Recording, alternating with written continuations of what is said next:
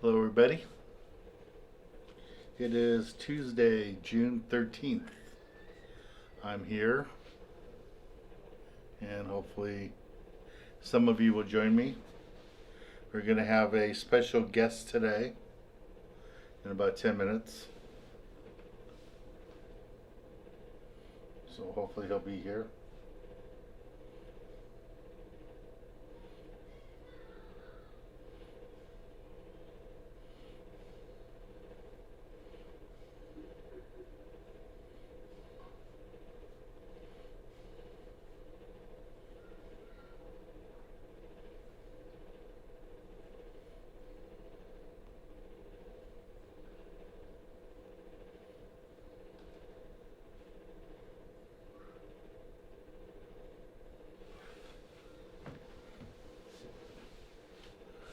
Okay.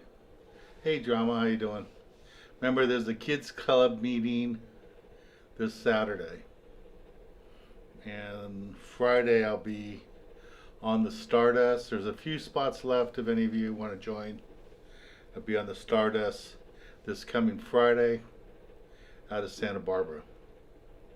Hey Mac, hey D House, Tony, Terry. Saw Terry signed up for the seminar. Thank you, Terry. Can't believe you can drive all the way up from San Diego. Okay, we got 20 of you on here. Thank you. Yeah, so joining us is going to be Mike from 22nd Street Landing. He's the general manager there, and he's going to give us a rundown of what's going on with the boats, the season. He's a really knowledgeable. He's also a licensed skipper. He runs some of the boats there, so he's a good person to know.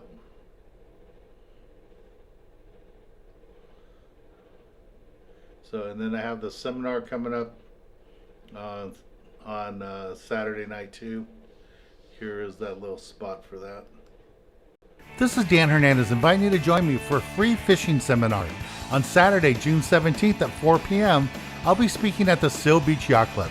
Just use this code to let us know you're coming, and I'll see you there, 17th at 4 p.m. Steve, how do you sign up for the seminar? You can do it two ways. One, you can go to the TV show Facebook page, and there's an event page there, event notice on top. You can just click that on there. And then the other way is to go to the Seal Beach Yacht Club website and to do it there. Let me see if I can get you the link for our Facebook page. There it is.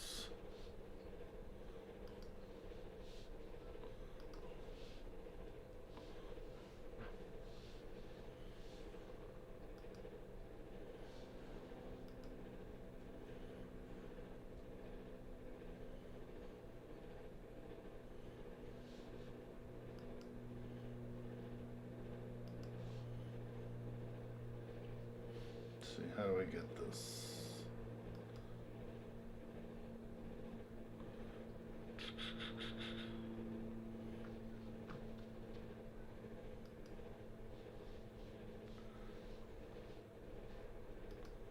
Can I share it?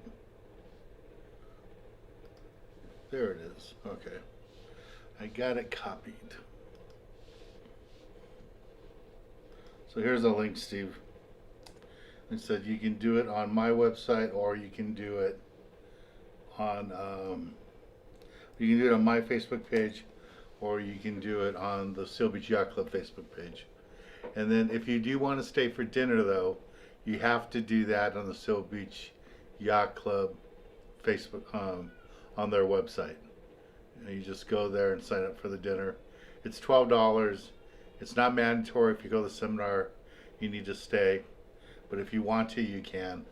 And I don't think you're ever going to get a meal at a yacht club for $12.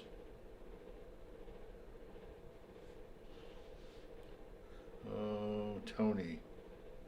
I did not cancel the trip, Tony, but the Gale Force did cancel the trip.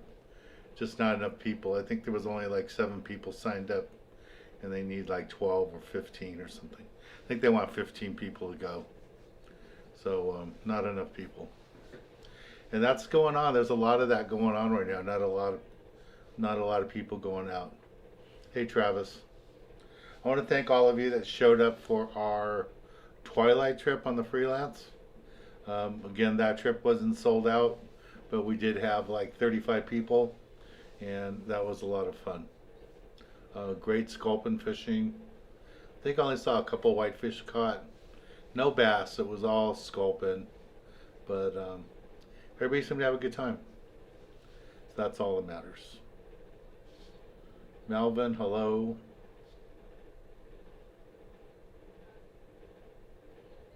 Hello, Daniel. Mike says he hasn't been fishing in a week. Yeah, so my trip for tomorrow, Gale Force got canceled, not enough people. And then we will be fishing on the Stardust on Friday. And like I said, there's a few spots left for that. If any of you want to join us, let me put it up here for you. And there aren't that many spots. There's only, let me see how many spots there are. Maybe 4, 3. Stardust. I saw people were signing up earlier today. Yeah, there's 4 spots left.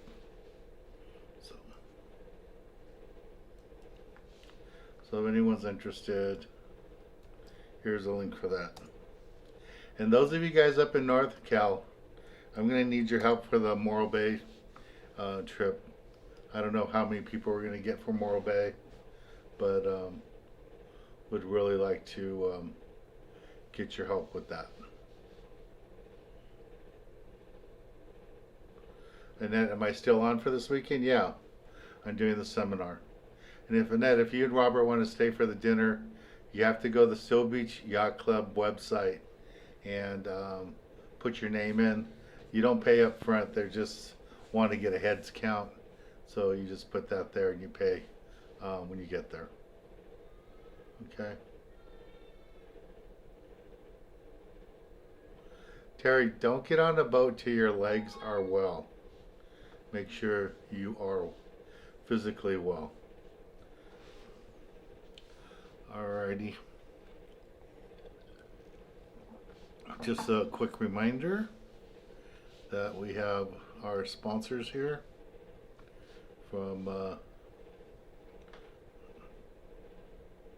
Boomerang and our bucktails. But looks like Mike is ready to join us. Mike Morrison. Hey Mike, how you doing? I can't hear you. Give me 1 second. I gotta fix it. There you go. You're there. I gotta fix a thing real quick. Stand by. All right. How do you disconnect that Bluetooth speaker?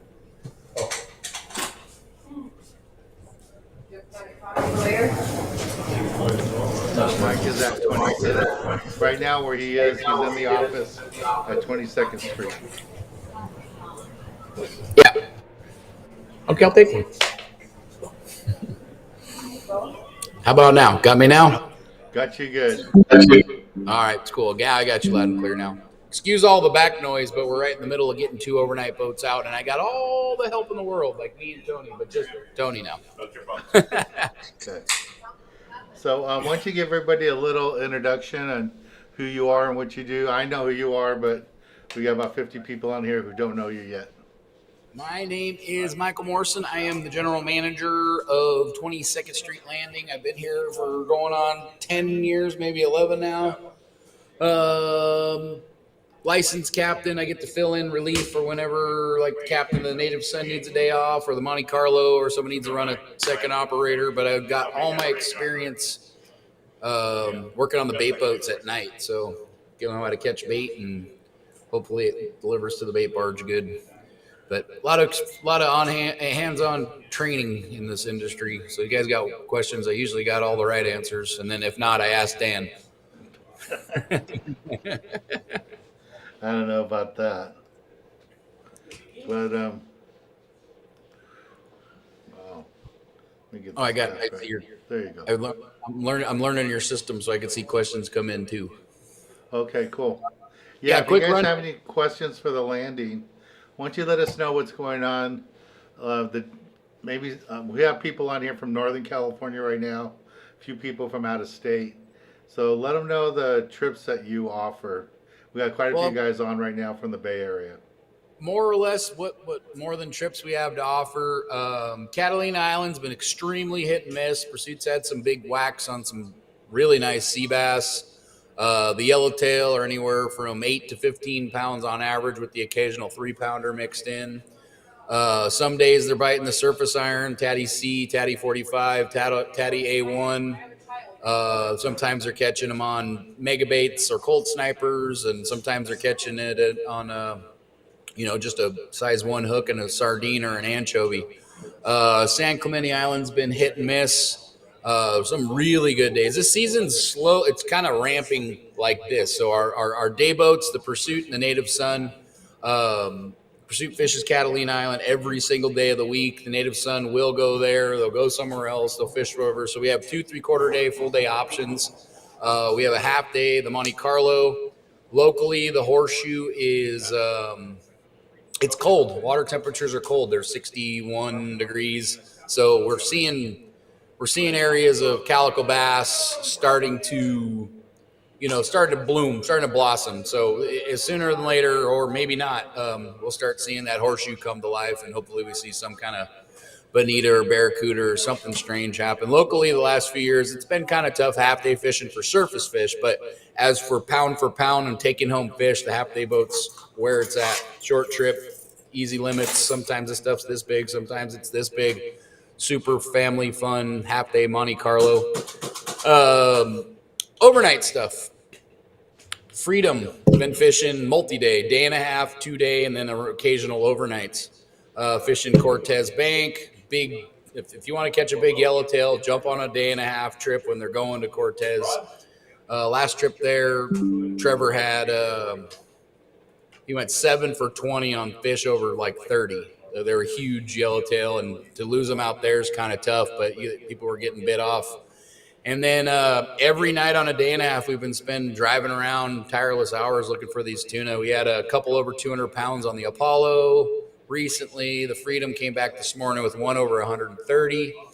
And our tuna up here, we haven't caught any really a whole lot under 40 pounds.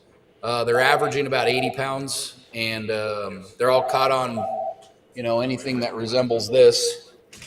This is a rip roller, 300 gram with 2 hooks on it at night. So captain tells you to get down 200 feet, you get down 200 feet. That's how you catch those things.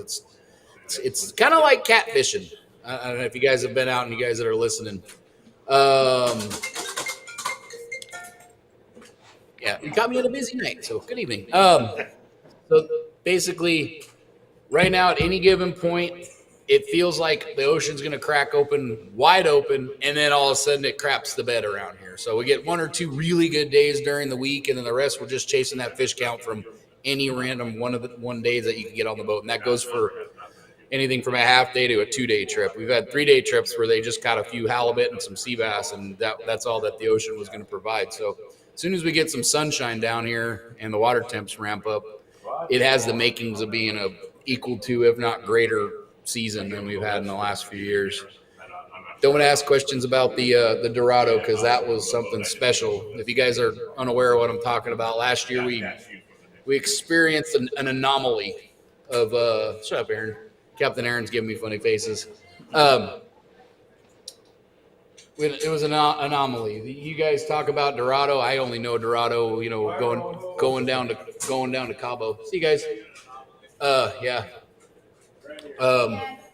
Hey, Bubba. I'm on a YouTube channel. Want to talk? There was a pollution, I'll call it, of Dorado, and they weren't small. They were 15, 18, 20 pounders. You had the pleasure of catching those last season, correct, on your boat, Dan? Yep. Yeah, that was, I mean, you've been fishing longer than me times two, and you've never seen that in your life. That was something interesting up here, at least up in. I mean, we're fishing 2 miles off Point Furman. If you don't know where that's at, that's right by the lighthouse. So catching Dorado, like limits of Dorado. It's my son Benjamin, goes by Captain Backlash. Yeah, Captain he's Backlash. down here catching a tom cod. Did you get him? Go wash your hands. Thank you. Um, See, this is a family-friendly environment. Don't be scared if you got a kid or you're a lady watching this. Um, we would prefer to fish with you than these crotchety old men like Dan coming out here that know it all. Teach you guys something, and we're super friendly down here. But my website's 22ndstreet.com. Everything I shares via Instagram, and it shares onto Facebook. Prices, charters, you name it, standard issue landing stuff. We have the Pursuit, the Native Son, the Monte Carlo, the Freedom, the Amigo, the Pride, the True Line, the El Patron now, our 6-pack options, the Cameron Dawson, and I don't think I'm forgetting any. We have multiple dive boats here as well. But yeah, it has, every time it peaks, it goes, it doesn't crash, but we're kind of like in a valley right now. Last week, Gus whacked the sea bass and yellows, and this week Aaron had 30 yellows on the front side of Catalina. So every day is going to be different. I'd like to see the horseshoe get a little more popular out here. You might not, because that's your neck of the woods. Got all the I'd boats. love to see that. Yeah, right on top of you. I heard that there's a few barracuda being caught now. It's a few. I mean, it's about right. We get a little bit of sunshine. You see a little bit of barracuda. It's all local, homegrown stuff around here. You've been up to Point Furman where you can catch all those little pencils about that big. I'm sure they just get a little bigger every year. But I don't think you're really missing anything. But as they pegged this year as an El Nino, the weatherman's telling us. I don't really know what to expect because we've had El Nino conditions for the last like 7 years. I mean, we're catching wahoo in 15. We're catching wahoo, wahoo, yellowfin, and yellowtail everywhere. The last few years, we've been very blessed to have these tuna that are just getting bigger and bigger and bigger and bigger and bigger and bigger and bigger. And then the islands are just getting that kelp patty fish that was in April. It was showing up to the islands. So I don't know what to call it. I think we're rewriting all the record books and history that you guys have ever written and wrote. We're allowed to fish any depth right now for rockfish, and it's been paying off. And everybody that's fishing already has a 2-speed reel based off of this tuna fishing. So it's getting pretty good. So I think anywhere out of LA, Orange County right now is the best bet for multiple reasons. One being the financial side of things, because we're usually $100 to $200 less than everybody else. We're just pricing ourselves accordingly For the local fishing. Yep. And all that. Yeah, I got some photos today from guys fishing out of San Diego showing red crabs in the water. Oh yeah, no. There's I'm coming from a commercial background of just in the last few years I've been working here. I chat with all the seiner guys and they're catching that stuff, thinking it's anchovy, or mackerel, and it just plumes down deep of red crab. So water temperature gets up, those things are going to pollute the beaches. We've already seen sign of it down in Mexico, of it washing up on shore. I know I have friends down in Mexico as well saying fishing's really tough down there for certain pockets because the water heated up really fast down there. So we get that warm water blob up here, we'll get all our local fish to start biting more. Yep. Real quick, there's a couple of people asking questions about my trip on Friday out of Stardust. Yeah, we still have room on there, you guys. Go to our website, Tamara, you can sign up there. So everybody's always looking for tips, fishing tips. Sorry, my kid was leaving. Okay, no problem. What was your question? Everybody's always asking for, there was 2 comments made, and I'm sure you missed them. But the guys Yes, I are did. talking about how they really appreciate the free parking you guys have there. Yeah, no, we're blessed. I hope it lasts forever, but the port down here is growing, and we have a park across the street. We have a parking lot across the way as well. And it's, we're blessed to have it, hopefully it lasts forever. And development around here lasts or takes forever. So hopefully I'm in my 60s and stuff. If you guys don't know who this guy is, this is Captain Ryan Gabaldon from The Pursuit. Here, let me get a wide shot so I can see him. Captain Ryan Gabaldon. All Tips and tricks. If I'm just kind of digesting, but tips and tricks to catching, and you'll agree upon most of this is get away with the lightest tackle you can possibly get away with to land a fish. When it comes to calico bass, when it comes to yellowtail, daylight hours, you have to be a ninja. You have to get a good bait, the right size hook, and the right size line to accompany all that and the conditions. So if all you have is a 40-pound rod, tie yourself on a 25-pound leader of fluorocarbon or even mono if it doesn't really fit your budget. Quarter half-ounce slider right in the nose, and get a good bait. You'll get bit. Put your time in. If your bait's not swimming, change it. Guys like me and this guy over here, Mark, on an overnight trip, I'll go through 100 baits. We're the 10% that catch fish because we're constantly at the bait tank. But you do have those guys like the early season. We're catching yellowtail with a pyramid sinker and a lead head and a squid on the bottom. Something about that tells me if you were fishing a 2-ounce lead head in that same area, you would have got bit too. So you got to be able to adapt and see what's going on and try to mimic what the heck was going on there at the time.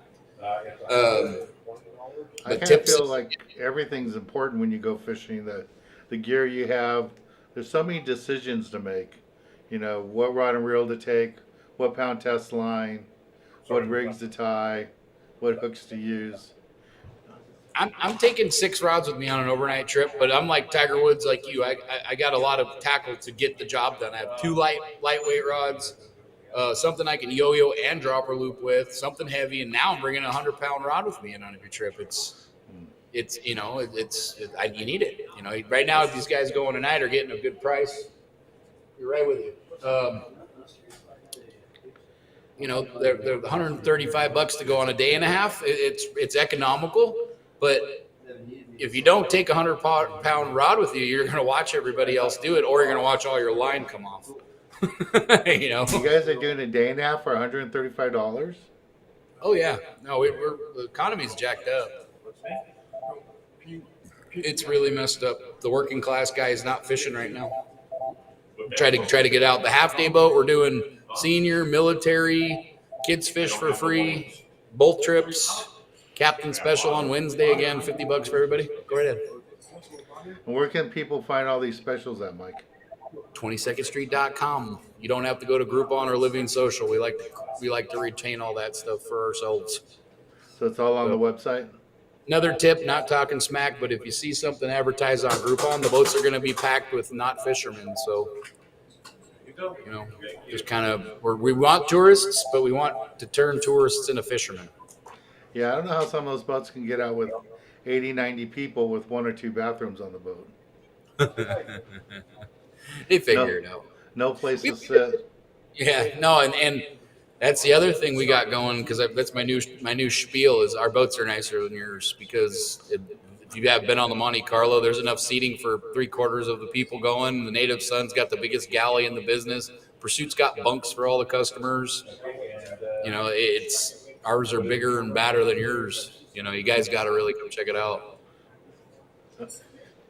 Yeah, the guys a couple of them here are thanking you for making fishing affordable. Thank you, Mike.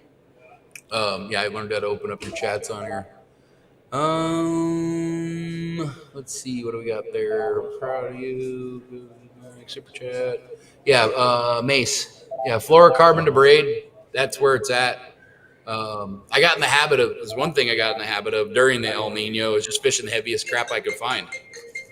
Just fishing 65-pound braid to 30-pound leader and no brainer. But right now you're going to have to adapt and fish 15 and 20 a lot just to get a bite. Something wide open, you're going to have a no brainer. Throw 30 and 40 at it. But you're going to have to bring out your bait casting reel or your 15 size reel and dumb your spectra down to 50 or 30 just to get a bite. The guys that are catching them, they're already aware of this. They fished through the last few cycles and they know, all right, I need to know how to cast an anchovy. There's anchovy in the barge right now. Have you got the anchovy out of the barge yet? Yeah. Stuff's bad. They're that big.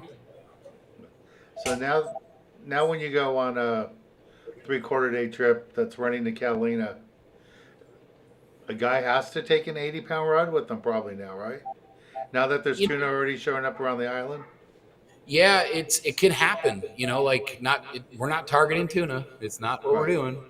But God forbid, the stuff's just off the west end of Clemente right now, and not very far off of Catalina. It's kind of in that triangle between Santa Barbara, San Nick, and Clemente. But last season, I was helping Sean. I was running one of his reverse 3/4 days on the Pride.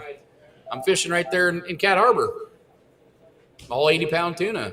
It's going to happen again. I'm looking we're on a day and 3/4, and the pursuit's right next to us. So, you just don't know. It could, and it seems like the fish are showing up early. They got lockjaw, but they're here. So the right conditions, right, whatever, we'll be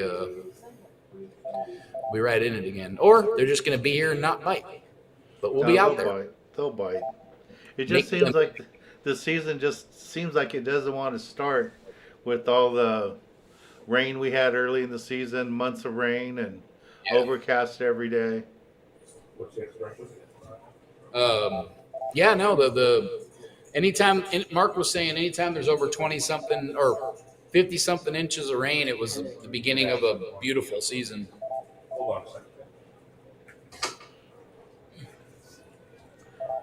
So, trying to run the office at the same time. All back here, and we're really super busy. Yeah, Tyler, congratulations on graduation. And Tamara, if you want to join us on Stardust, yes, there's 4 spots left for that. And like Mike's saying, boats are not running full. Last year we had waiting lists on all our trips, and this year only 2 of our trips have been sold out. Okay, good. So, oh yeah, no, I was looking at it right now. We're getting some. Oh, did I lose you? No, we're getting some grief from boat owners, but I'm looking down the list on I've been comparing notes on the 976 Tuna website, looking at their trips available, and like tonight the tribute's not getting out, and the next boat it has 7 open spots. It's just unheard of. They got biting fish down there at least. Thank you. I guess you have to introduce yourself again because a couple of new people came on and they're asking what boat do you own and run. I'm the manager at 22nd Street Landing up here in San Pedro for you guys north of us. It's all the way down here in between San Pedro or Santa Monica and Long Beach. We're right dead square in the middle there. You can find anything that I'm talking about on my website, 22ndstreet.com, or Instagram or Facebook or wherever. I'm always on there. I always do a live stream pretty much every night on my 7-minute car ride home. How did you start that? I always see that all the time when you're in the car. I don't know. I just got bored one day. One of my buddies in Vegas, TJ Lavin, he started like live streaming on Instagram, and I didn't know it was a thing, and he was playing music. And I was like, oh, look at that button. And I was like, boom, and I click it, and all of a sudden there's like 2,000 people watching me. I'm like, and then, people look forward to it, whether they're like right now they're watching you live or they rewatch it a week from now. Now, I have a lot of people that watch this tomorrow, truck drivers and stuff. Yeah, exactly, or listen to it podcasty or whatever. So you have a question from Northern California. What you got for me? Real Raider. He wants to know what rental gear costs and if you guys have rental gear for the big stuff. If you're asking just about the big stuff, I'll grab one. Hold on. What's that phone number again? This is a Graphtec 80 to 100 pound setup. We go from 80 to 100 to 80 to 130. Badass rod, super economical. This isn't a sales pitch. This is for guys that are like, I don't really want to spend $1,000 on something. Rod's less than $300, and this is about $350. It's a Penn International 16, and I pride myself by these things because every time we send one out, it catches a tuna this last few years. So Even on the 22nd, right? you're into this setup for less than $600. You can go out and buy the Makyra and the broomstick triple X, that all the brands are making, your CalStar, your Seeker, your all the Phoenixes and stuff like that, but not entirely necessary. You just want something that's less than 7 feet long, super heavy, and it's $100 to rent that. It doesn't matter the length of the trip. So you guys charge $100 to rent them? Yep, because we replaced the Spectra, and it cost me $83 to replace the Spectra cost, so I'm making $10, and then you have to buy all the tackle. So that's just our heavy stuff, and our lighter stuff for a half day's $15 is just the rod, and then you buy $5 to $10 worth of sinkers. 3/4 day and full day is $20, and then same thing, whatever tackle you need. Like right now, you don't need much. You need a couple sliders and some hooks. So you're half day, all in, license, rental, everything like that. Less than $100. Full days, ticket prices. What you hunting for? Yeah. What you hunting for? Napkin or anything? Address. So anyway, I guess no problem. You're good. Yeah, no, we're very economical here, for all practical purposes. Priced fair, but full day trip's gonna cost you $125 for the ticket. 3/4, $120. It's just a $5 difference. On the weekend, it's a $10 difference. But you're fishing Catalina Island for less than $200. So, and you're not fishing with 90 people. You're only fishing with 37, You're good now. You're good. which is So, rad. Another Mike is asking why you guys replace the Spectra No. every trip. Not every single trip, but most of the time, if you guys have been out tuna fishing, there is a lot of tangles, and if we will peel all the line off and put it back on. If there's no splices, we'll reuse it. If there's splices, then it all comes off. Are you going up there? So you're not going out with a rod with a splice halfway down, and then you got another failed knot. Yes, TJ Mace, that's the BMX guy. And the Graphtec rods, I get them from Rick Ozaki, and they're such perfect rods in all calibers. We have the whole set here, from something you can go fish the breakwall with to something you can land a tuna on, and there's nothing over $300 with their heaviest stuff. Go and buy a CalStar and Seeker. You can see why they're $500, $600. It's different craftsmanship on these things. But pound for pound, especially if you're going on a day boat, these Graphtec rods are badass. What do you got? Replace the Spectra. Yeah, see, Mace got it too. Yeah, Mike Trunk, we monitor all the rods and reels that come out. We have a couple guys that come and service the reels weekly, so they've seen a lot of fish. Okay, so back to fishing tips. And you talked about going through the bait a lot. And I agree with you. Probably the most important thing, other than tying a knot, is spending time at the bait tank getting a good lively bait. Well, here's another tip. This is the most tip you can possibly get. You reach in the bait tank, and all of a sudden you hear your bait go. You squeezed it too hard. You literally want to cup it like your sensitive cojones and put the hook in. If it falls on the ground, reach in the tank and grab another one. And grab another one. Big Mark's calling me. Can I put you on pause for a second? Yeah, I'll go ahead and handle this. Thank you. Sorry about that. No problem. Big Mark. Okay, guys. He's got the owners of the landing calling him there. Let me remind you about the seminar on Saturday. This is Dan Hernandez inviting you to join me for a free fishing seminar. On Saturday, June 17th at 4 p.m., I'll be speaking at the Seal Beach Yacht Club. Just use this code to let us know you're coming, and I'll see you there, 17th at 4 p.m. Hey, we got Captain Gary here. Come here for a second. I want you to explain just a quick introduction. This is Captain Gary Woodrum. He is the second operator, deckhand, future running the Freedom. This is our overnight skipper. He's the guy that's up all night while the regular captains goes to sleep. You shut your butt. Well, everybody goes to sleep. He's up looking for squid. He's looking for tuna. He's looking for bait. He's looking for conditions. He's networking, and he's proven himself to be able to find and put you guys on bluefin tuna at night. He's had the biggest score of the season so far. Explain to them how important it is to be at the depth and the right size jig. It doesn't need to be a particular jig, because we know you're a fan favorite of that one particular jig. But I think it makes all the world of difference to have your line marks, have the right size jig, because a lot of times too is people don't realize how important it is of keeping your jig vertical, straight up and down in front of you. Because when that jig scopes out too far away from you, you're not really in the bite zone anymore. All right, so that's why I don't really like using the flat falls, just because they take too long to get down to the depth. And this year we've noticed that the bluefin are a lot deeper. Like the last year we ran where we had 24, they were all 300 plus feet down.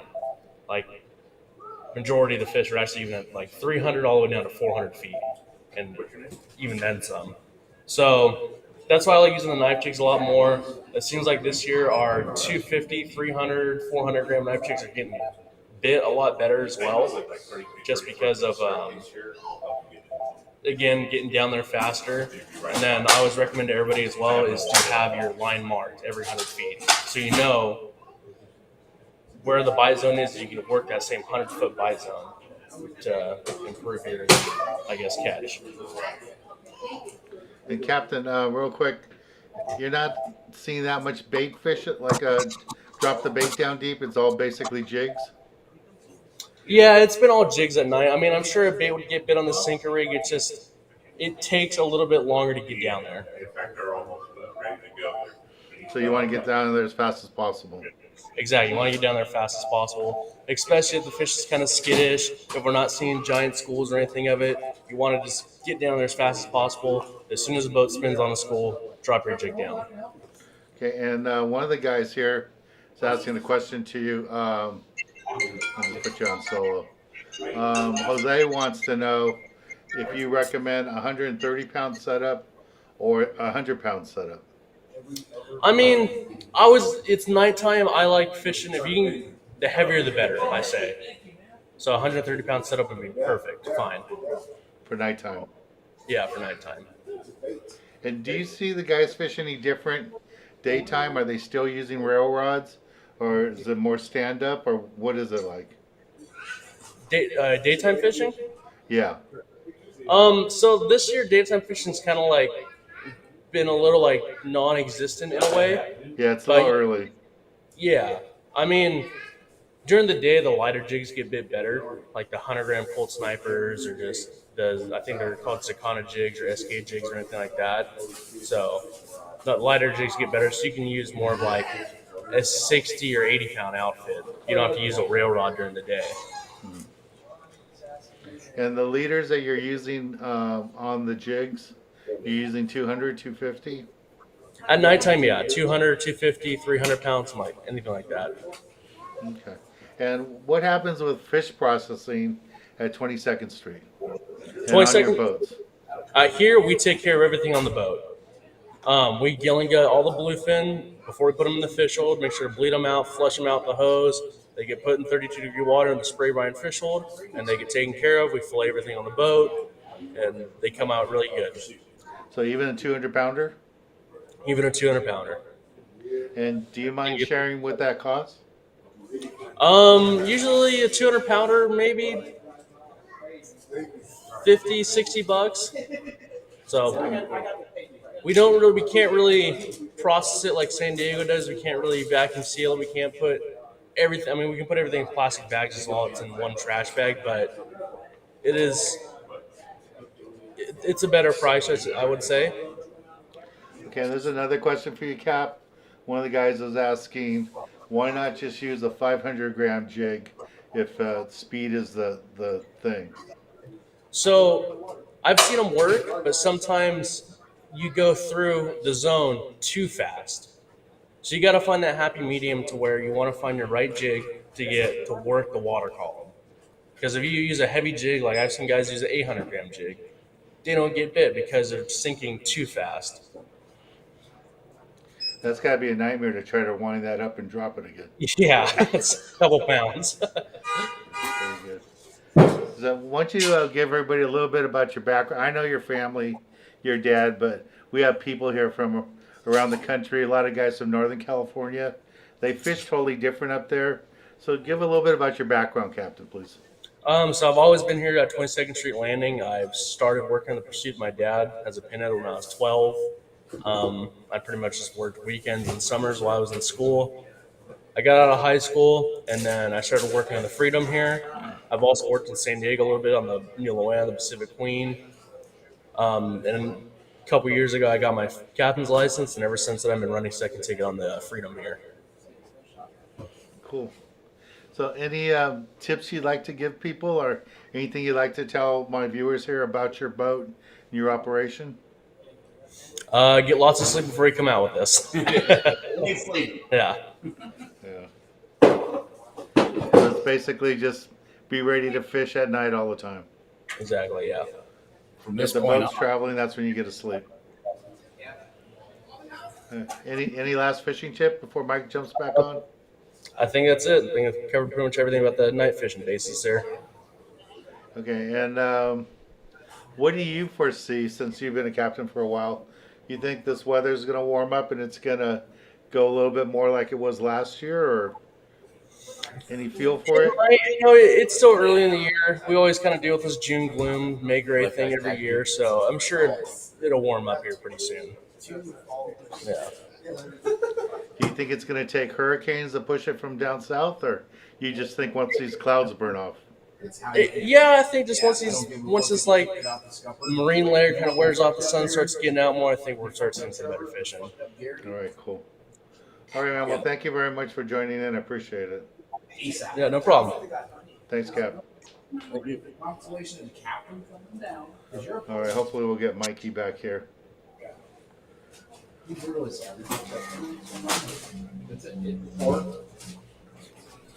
you know, like it just how retention is. Yeah, I got you. Roger. Yeah, it happens, but how you handle it. Daryl wants to know what's the proper size jig to use. Daryl, what they were saying is like the 400, 3 and 400, most of the time is what's happening right now. But the captain was saying he's seen people use 800s even, but that they just sink too fast. The more important part of what he was getting at is so Big Mark just got done. He filled in for Matt and Brian. They went out of Matt went to Italy with his wife. He ran an 8-day trip. He comes into the shop and he's, oh, you got to buy this lure. And you know, all these lures. I have these lures here, and what Gary was getting at is these kind of flounder through the water, but you got to pitch them up current and know how many feet are on your reel. So as you saw on that Graphtech and that international setup, that's the Iserline braid. They have it marked every 100 feet. It's a no-brainer. I've seen braid for years that was metered, but I couldn't make any sense of it unless you read the manual. It's got weird colors. You don't know if it's meters or feet or whatever it is. So Iserline dumbed it down every 100 feet. Captain tells you, all right, guys, they're at 280. 1 color, 2 color, 3 color, wind up a little bit, you're right in their face. But you need to be able to react and respond to that to get that right in the bite zone. Because literally, it's a gong sitting in the middle of the water column, and they are hitting it head on. There's schools swimming through, doing this, eating whatever else is in that general area, and that's what they're doing. It's not like a surface bite where you have to be an ace. This bluefin fishing, it's like catfishing, but educated catfishing. You know, you're using all the right tools. If you're 400 feet into your spool and they're only down 220, you're way past them. They're getting bit on the retrieve, but not really. It's bit on the sink, right in the spot, right on the nose. So you don't have to be a skilled angler to get one. You have to have the right tools and know where it's at when it's at.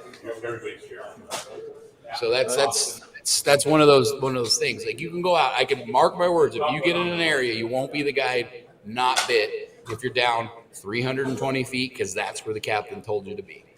As soon as the boat's drifting away, now your lure's coming up in the water column, 180, 190. Well, you got to wind it back in like a yo-yo jig and pitch it up current and sink it right back down. So that's what Mark was getting at. These guys are whipping these brand new fandangled lures that are the best thing ever, but no, they're fishing it appropriately. They're pitching it up current and sinking it down right in the bite zone. So that's like any guy could be a pro out there right now. That's got to be a challenge trying to throw a jig like that on a railroad. Yeah.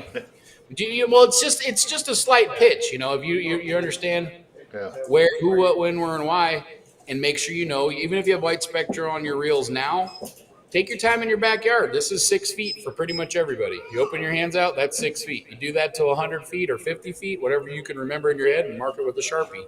Tackle shops will do that for you too. On these long range trips, the crew will take their time and do it for you so they can make sure you're bit. So Jagger's got a question for you about white sea bass. If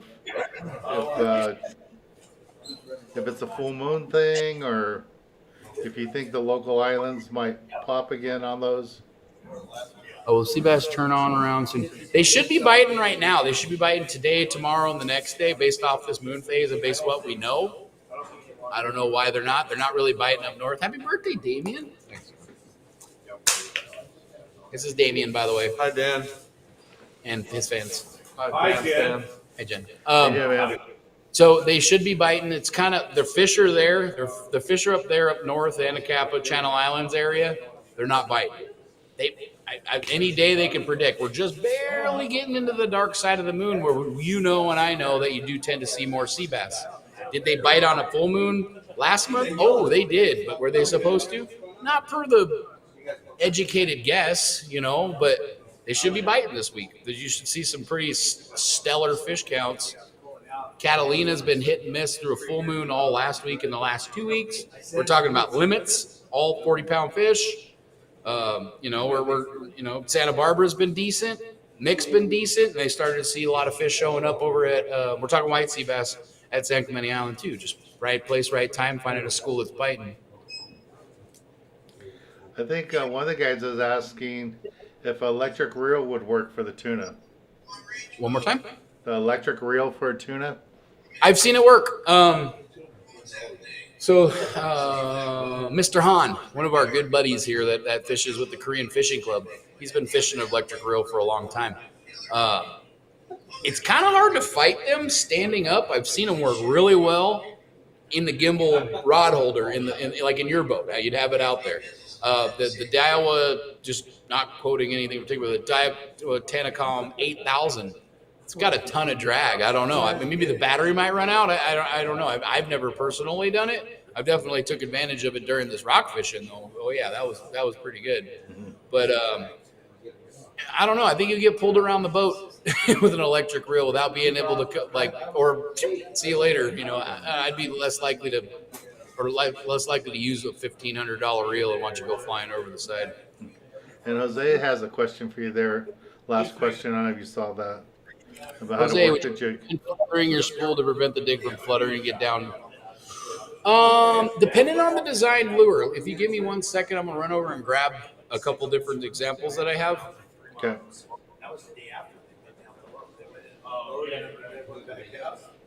The low end, it was him, the low end. They're all like close. Like here to like shit. They're like here to the He'll be right back. And then hopefully more of you sign up for the seminar. I'm happy that between my website, my Facebook page, and the Yacht Club, it looks like we have about 65, almost 70 people already signed up. I was worried it was going to be just me. So you get a seminar. Here we go. This here's my This was Alpha Lure for a long time. This is a Tatty 4.0. It's monochrome. It usually didn't come with the chrome. It was either blue and silver back in the day. This was it. This was your flat fall lure, but it's a yo-yo jig, rigged up with a single side wash hook. Guys in long range, they knock the crap out of them on this lure. Will it still work?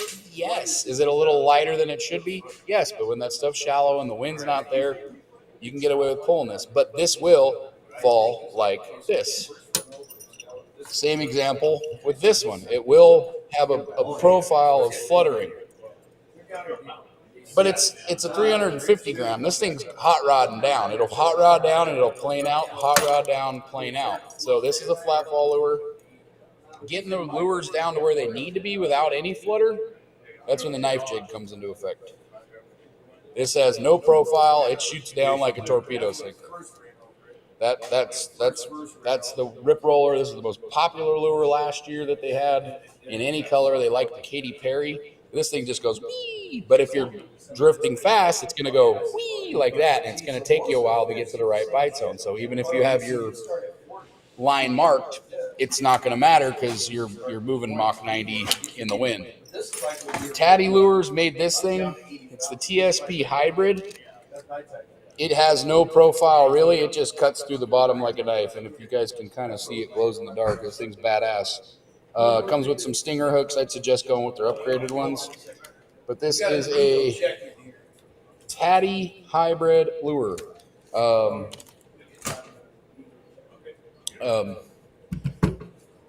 All of those work. It's all situational. If you know it's going to be a little breezy out, go with that knife jig. If you know it's going to be nice out, go with the flat fall lure. They were proven, but know where your lure is at all times. You know, have something like this, and have something like this guy here in your tackle box. But have it anywhere from 250 to 500 grams. It says it right. You can't really read it, but it says, 350 right there. So they're all weighted and they all say it. So. And all this is available at the shop. No, I got them. I got them coming. Yeah. And all that's available right there at the shop if they get there. And we're a full scale tackle store, but we're an impulse spot. I'll have all the right stuff you need when it's time. So, if you stop by all your local tackle shops coming down and they're like, oh, we're out, we generally have it. So if you're looking for, we got assist hooks, big Jobu hooks. Those are the big massive hooks on the bottom of this lure.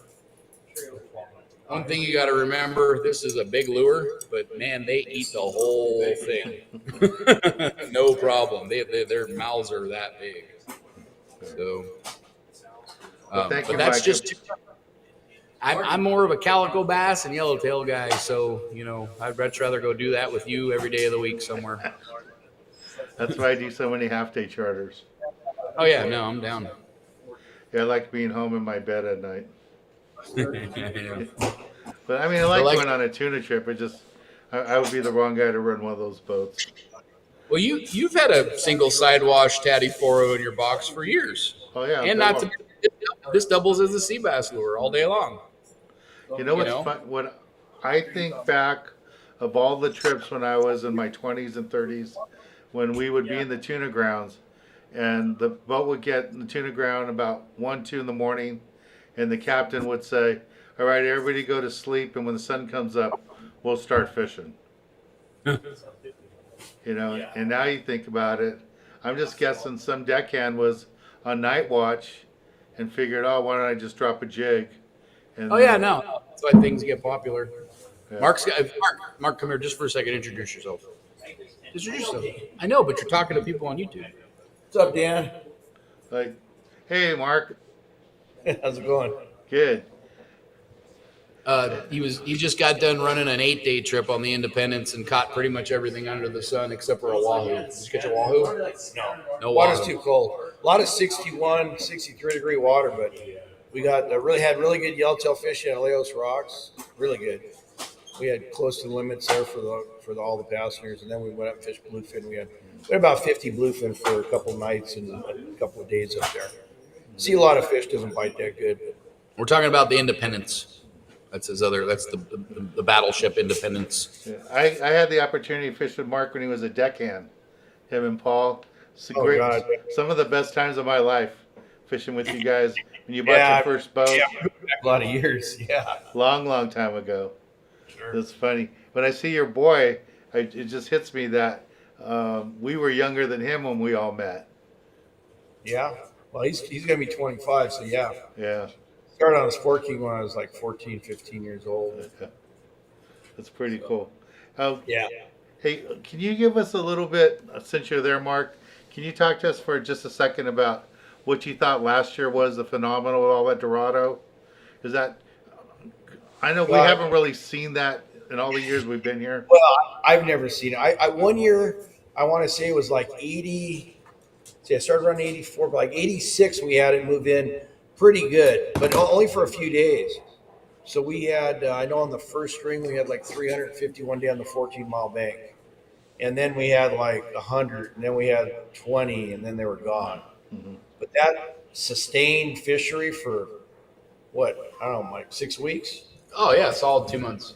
Like I mean, at it least, was, at there least was 6 weeks. so like 3 weeks of just hard hitting, and then there was like a little like 6 day lull, or it was still Yeah. getting them. But if you weren't the first one to the patty, you know. Yeah, and there was a lot of fish that Then we had a was hard not charge. biting. Yeah. There were schools that were huge that just weren't Well, it was biting. it showed up 2 weeks.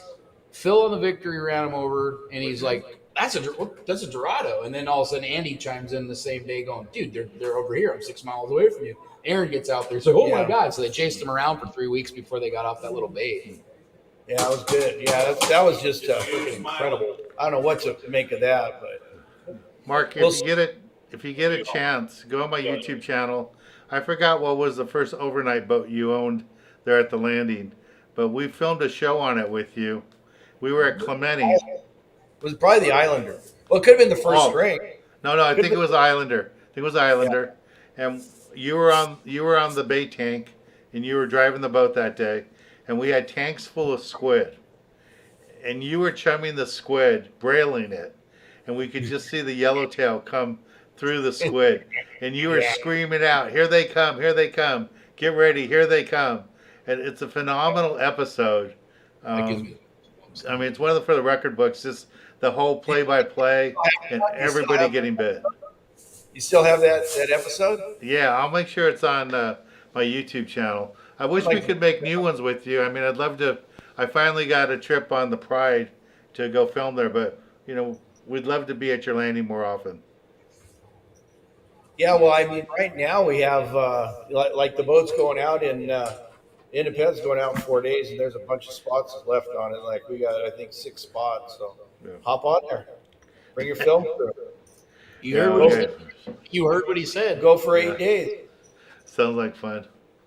It is fun. You just asked. He just gave you planted the seed, We'll feed you good. and Yeah. you film it. Well, I Yeah. can't film it without everybody's permission. That's the problem on those things. Oh yeah, well I see what you're saying. So you got to get releases before you even go. Yeah, that's why we have everybody sign up on my website because I it says got they you. give us permission and stuff. Oh yeah. Hey, Mike, Yeah. there's a question for you. One of the kids is asking, "What's your favorite sand bass lure?" You know, honestly, I'll see you guys. Take care. Thanks, Mark. Okay, take care. my favorite sand bass lure. I got starting to fish those. I talk smack about them because they work so good. Those stinking hookup baits. Dude, it's brain dead. You look like the best fisherman on earth. They don't always, but chances are you're bit on it, and you don't even know you're bit on it. It's bit on the sink because it like falls like this all the way down. Yeah. And then standard whams. I like fishing the whams, the blams. You know, want me to grab them? I'll go show you. I have both options here. I can run and go grab it in my store. Here, hold on. Overnight, and it's full. Right on. Okay, I'll see you. All right. I don't. No, the native sun doesn't have bunks on it.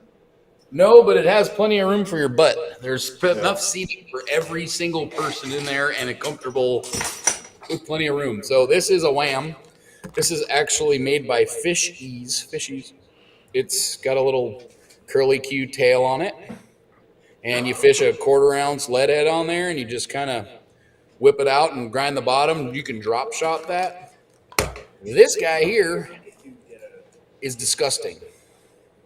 Smells terrible, like garlic. They're awful, but I hate them so much because they work so well. I don't know how, but coming from a freshwater background, fishing Lake Mead, Lake Mojave, and stuff like that, we used to fish the tube lure called the Gets It, and if you added the rattle to it, just game on. Striper, smallmouth, largemouth, crappie, you'd eat them too. So tube lure is where it's at, and you make them, multiple people make them. We carry these, and they bite the crap out of them. But nothing beats, for me, leadhead and squid, though. I like leadhead and squid, fishing izers, grinding the bottom, losing a lot of leadheads. So, but that is my favorite sand bass lure. We should let everybody know that you carry a wide selection of our bucktails there too. I have everywhere from 1/4 ounce to 2 ounces here, and I started pushing them onto the sea bass trips because they got good, strong hooks, and why not? They work. They've always worked. They've worked for years. Before you started making them, they were working. Yep. No, they did. Okay, one last question here from Chuck. He says going on an overnight this weekend. I guess on one of your boats. He wants to know what tackle to bring. Overnight fishing, you're going to be fishing an island. I don't know what island. It's probably not going to be Catalina. It's most likely going to be Santa Barbara, San Nick, or San Clemente Island. Have 15-pound, have 20-pound, have 40-pound. You're going to start your morning fishing in the dark. Maybe dropper loop fishing for a sea bass, a yellowtail, or a halibut. The Cove, China Point, all these kinds of weird places all over San Clemente Island.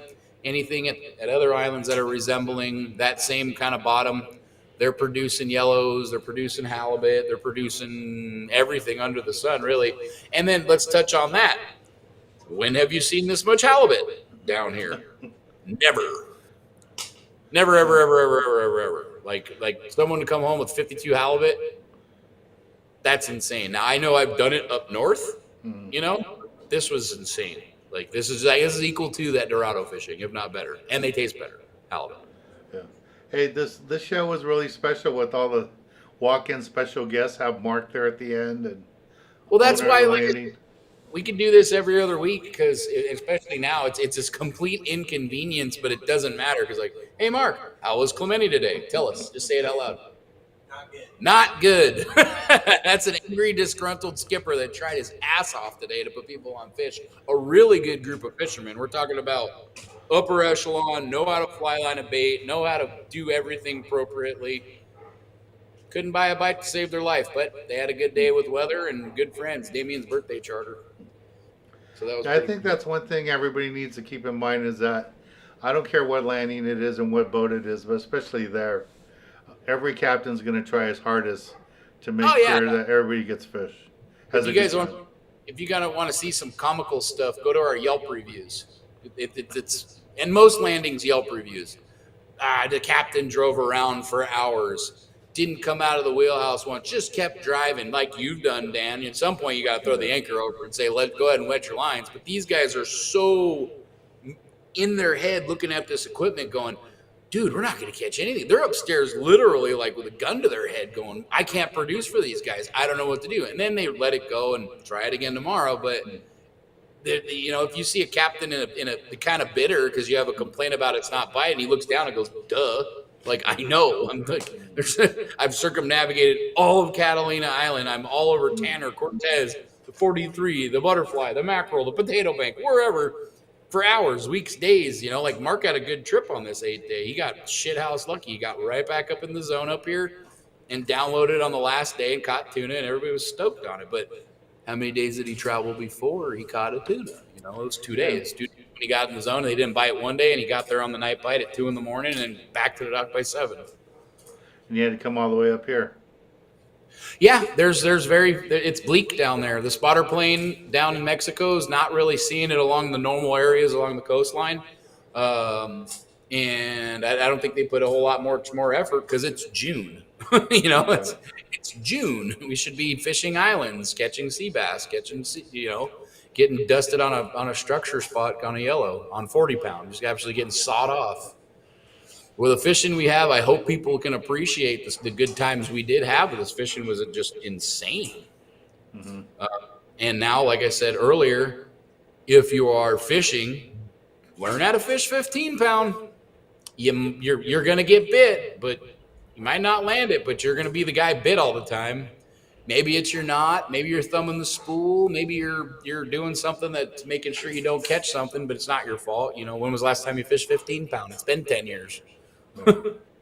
Last year we fished 15 and a size 2 hook on this fluorocarbon Dorado fishing, but it was a no brainer. They just there's nothing to cut you off other than other lines. You know. That's good. Hey, Mike, I really appreciate it. It's after 8 o'clock. I really appreciate it. Hopefully we can do this again. I'd like to do this every once in a while and have you on a lot more often. Yeah, no, I got you. I mean, even if you pop me in between people, whatever, I'm down, even if it's brief. But what is it? Tuesday night? Today Tuesday? Yeah. Yeah, Tuesday nights are generally good. We just somehow I made Tony work for the last 2 hours. He's gonna punch me. He already given me the middle finger 10 times today. Well, we do this Tuesdays and Thursdays, so Yeah, Thursdays are good. I mean, even if you want to, Tony's my right hand man here. Knows if not more than me. He's fished longer than me. He was talking about how he used to go commercial fishing, 10 hooks, and catch all these rockfish. Can't do that anymore. But you met Tony here the other night on Friday. Yeah, even if we can plug him in here, he's good for an hour of BS. He used to be a radio show host. So live with Smooth Tony. all right, thanks, Mike, man. I really appreciate it. Yeah, no problem, guys. I'll check you guys later. 22ndstreet.com, 310-832-8304. Come see the cute redhead. And tell them one more time about your day and a half, that great deal you have. It's $325. I might have to run that price through July just to get the boat out. $325, 8 p.m., staggering every other. Oh, one last. There's a 2-day leaving on Thursday, and I don't have enough to run. $700, including meals, and they're going to go everywhere. You're going to catch tuna, yellowtail. Oh, you're going to go attempt to catch tuna, yellowtail, sea bass, halibut, and rockfish. I don't know much more you need, and you got good weather. And that one's how much? 700 leaving this Thursday, and the limited sea bass goes to 3. What boat is that? Freedom. Okay.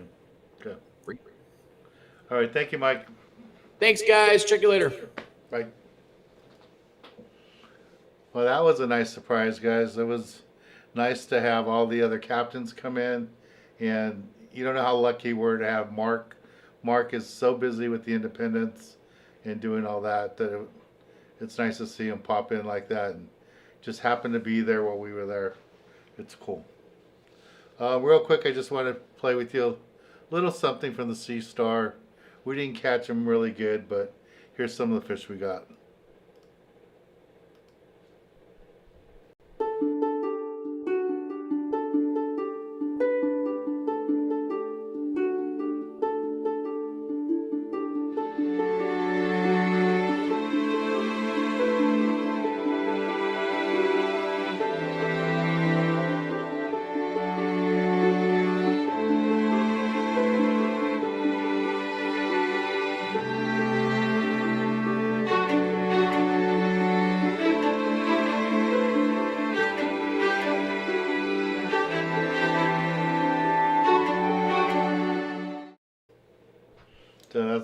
It was mainly all whitefish, sheephead, and a few bass.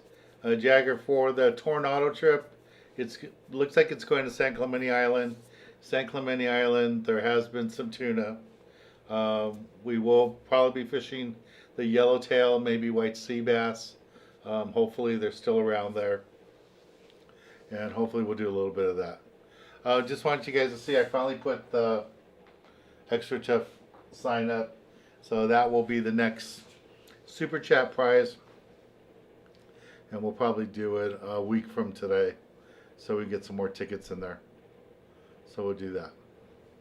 All right, guys. Thanks a lot. I'm glad today's show went good.